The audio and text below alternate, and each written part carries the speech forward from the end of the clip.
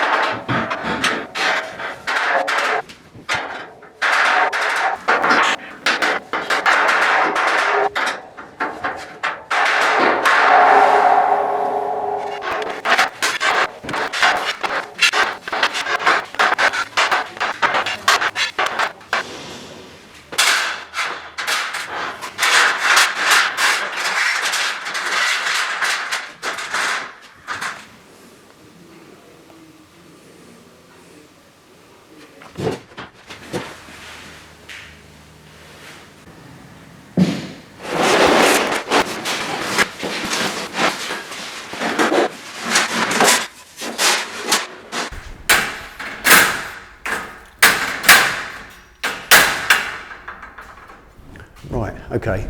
Now that took a lot less time than expected. Really chuffed with that. Where should I stand? Yeah, that's like, there you go. I really like that. It's proper beef. You could stand a jumbo on it. And this area here, I'm just going to put all the aerosol cans and bottles and tins and stuff that I could just reach for, but they're out of the working area here, which is exactly what I wanted. But because it's that 2-inch mesh, as you can just see there, it just falls over. So I'm going to put a steel plate. I've got this here left over from the bench tops that I did right back at the beginning. I've never used it. It's 3mm mild steel, and it's 1/2 inch too big to drop perfectly into that shelf. And that's just too good an opportunity not to use. So I haven't got a cutting disc here because there's loads of stuff still at the old garage that's not here yet. So later on, not on video, I'll get myself a proper slitting disc. I'll take 1/2 inch off that all the way up, cut off the excess down there, drop it in on that shelf, and I'll have a steel shelf. I can put all my bottles, tins, aerosol cans and everything on as a nice stock to keep going forward. Superb. Now, because I'm finished early, it's 20 to 12, not even lunchtime. Now, I've got time to unbox that, which is the stand for the lathe, and then try and work some way of muscling it onto it. Wish me luck.